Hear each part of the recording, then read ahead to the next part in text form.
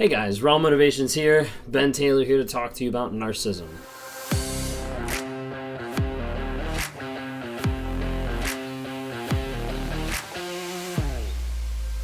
If you don't follow me yet, please click subscribe because I'm on this channel to bring awareness about narcissism and healing, growth, and change to be influential in your life on a day-to-day basis. Today what I want to talk about is narcissism and the end of that relationship. The end as it tapers down, as it fires up, whatever it might be. The end of that relationship is normally pretty confusing, and there's a lot of things that are going on in that relationship. You might be with a narcissist that you're the one that found out. You found out that they were cheating on you. You found out that they were lying or gaslighting or abusing you, and you're like, hey, that's enough. I'm getting out. There might be several different responses that you're going to get from this person. I know for one, there's the response of you saying like, hey, it's over, we're done, I'm moving on, we're not doing this anymore. That the narcissist will then produce emotion.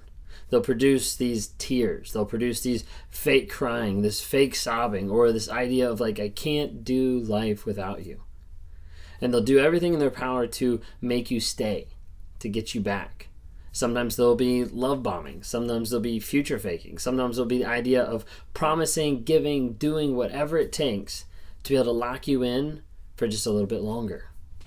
When that accountability piece rises up and you're like, no, like I'm leaving because you did this, this, and this. Then they're like, hey, I've got a list. I can work on this. Okay, well, I'll change this. I'll sign up for therapy sometime. I'll work on this. I'll communicate better. Like whatever it is, they'll go down that list and be like, hey, all those things I'll do for you. Sometimes this catches people. They're like, oh, now they're changing. They're acknowledging what I've been saying. And so they stay a little bit longer, and then they realize that acknowledgement was just a slight chance and a slight moment, and it reverts back to normal because they don't change. They don't continue that process of realization and admitting it and changing to be a better person. Maybe you're on the other side where you said, hey, like I'm leaving, and the narcissist was just like, okay, forget you. And they left, or they waited for you to leave. You see, behind both of these is the idea that the narcissist wants the other person to leave. Sometimes this is why they'll bring up, hey, I've been cheating on you. Sometimes they'll even show or let you find out about different things happening because they want the relationship to end. And you might be like, why would they want that? Like, I thought I was grade A supply. I thought I was someone that connected with them. I thought I was someone that showed them a lot of love. And a lot of times people in this moment, they try to take the idea, the concept of what's going on, and they try to put it back on themselves. I wasn't good enough. I didn't love correctly. I should have done better. I should have loved more. Maybe they just didn't. Maybe I didn't. And the thoughts go on and on. But in reality, it doesn't have anything to do with you. It has everything, as always, to do with the narcissist. Their image, their control, their feelings, their shame, their things that drive them and push them in a certain direction. But it's not about you, it's about the narcissist. Because as a self-aware narcissist, as someone who has started to work on my recovery, on my journey out of the shithole of narcissism to understand what's going on, there's an aspect that I know it can be a very deep and dark place that someone doesn't want to come out of. Because that's hard, it's not easy. It's a place that you have to learn to be honest and vulnerable and start implementing things in your life to set about consistent change on a day-to-day basis. That's not possible for a lot of narcissists because they don't want to admit what's actually going on. So narcissists, sometimes they'll bring up stuff, they'll say stuff, they'll manipulate in certain ways to get you to leave. I'm sure you've already seen videos that I've done or other people have done about reactive abuse, where they're pushing you to your limit, to your max, and then a little bit further just to get a rise out of you, just to get you to rear back and slap them, just to get you to get more frustrated, just to get you to attack them. And then they completely change. When that reactive abuse kicks off, they're like, see, this is the crazy that I've had to deal with. See, look at this. I have this on video now of you attacking me. This was totally unprovoked. I don't know why you did this. And they'll fabricate lies and deception the whole way through. You see, majority of narcissists in a relationship, they'd rather cheat, they'd rather gaslight, they'd rather lie, they'd rather manipulate than they would just tell you the truth. then they will just be completely honest and say, hey, I don't care about you and I'm leaving. Majority of narcissists don't have the balls to do that because they'd have to admit that they're not in love with this person. They'd have to admit defeat, that a certain conquest is no longer working. They have to look at failure when their friends and family judge them for getting a divorce or leaving the person that was the best person for them.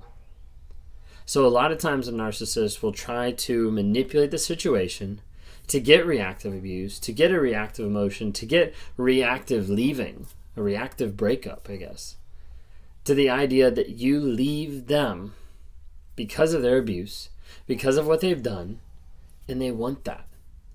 They want that sometimes because they don't want to look like the bad guy. Remember, narcissism is about shame, and it's about image, and it's about control. If I can minimize the shame that I feel by protecting the image and controlling what everybody else sees, I'm going to do that every single time. That's the thought process that goes on in my head. It's a lot easier to not show the world vulnerability, to not show the world shame, to not show the world the deep, dark pit, than it is to actually say, hey, I'm going to be honest and vulnerable with you, and I'm going to tell you how it is. Narcissists lie constantly. We know that. Like, toxic people lie. They abuse constantly. We know that. And the difference is, for a narcissistic person, like, they need to come to a place where they understand, hey, this is who I am, and I need to stop lying and get to the place where I can understand and acknowledge what I'm doing, how I'm doing it, and I can work the process towards healing and change. The problem is most don't want to do that. What they'd rather do is put your life through hell so that you're the one that packs up your bags and leave. Oftentimes, at that very end, that last moment, like we're talking like your bags are packed, you're walking out the door, you're saying bye to the kids, you're whatever it might be, that last moment is sometimes when you see them try. Like, I just can't believe that you're leaving. Like, I'll try. I'll go to counseling. I'll do whatever you want. We can do this. We can do this. Maybe there's tears involved. Maybe there's hugs. Maybe there's a bunch of stuff going on. But at that moment in time, it's too late. Because you made up your mind to choose your health and your freedom over your abuse and lack of sanity. But in that moment, what's happening is the narcissist is saying, hey, I want you to stay so that you can look back at them and say, no, you had your chance, and you walk away. Because then what will happen is then they can go to their friends and their family and everybody else in their lives and they can say, hey, I tried. I tried to get her to stay. I tried to convince him to go to counseling with me. I tried these different things and they just wouldn't. The narcissist will take the narrative and flip it back on them so that they come across like other people as being the victim. The person who abused the other person is now the one pretending to be the victim. And they'll say, hey, I tried. Hey, I begged her not to leave. I begged them to stay. All these type of things. And the other person, the victim, walks away from the situation and looks like the bad guy. This is why a lot of times people don't believe the victim, because they're like, I don't see it. All I see is the outward image, and the outward image I see looks pretty good. He doesn't look that bad. She doesn't look that abusive. He looks like a good father. She looks like a loving mother. But in reality, the abuse that goes on underneath the surface, behind closed doors, would hurt anybody. But people don't see it. Is that you? Do you feel like you're in a relationship that people don't see you? That people don't see what you're going through? That people don't understand the shit that you've been through on a day-to-day basis? And if that's you, I want you to know that there's hope for healing. And it's not by staying in it with an abuser. It's not by living in that relationship and getting abused day by day. It's by getting free and focusing on your healing, growing you, and changing you to be the best person possible.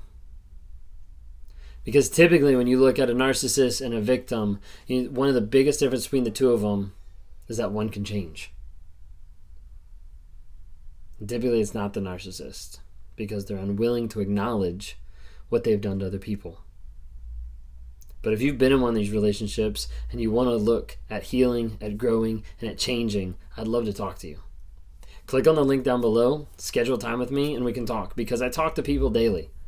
I talk to people who are victims of narcissistic abuse, and they're in that trauma bond. They feel addicted. They feel crazy. They feel mental with the idea that they want to go back with someone that they know is abusing them, that they know is hurting them, that they know is toxic. But they still feel like, I gotta go back.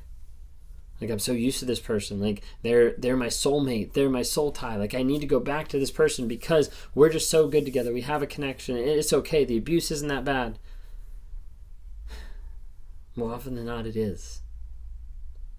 And you need a guide to get you out of the shit that you're in and to get you to a higher level of healing and growth. I hope you make that choice for your healing, for your safety, to find the best way that you can become the best you, the best version of you. If you're interested, follow my TikTok, Instagram, Facebook for small nuggets of truth every single day. If you want to listen to a podcast, we've got the Spotify and we've got it on Apple. Would love to be able to hear your thoughts. Just give us some ratings, hear the different things going on there. And thanks so much for watching. Please subscribe if you haven't.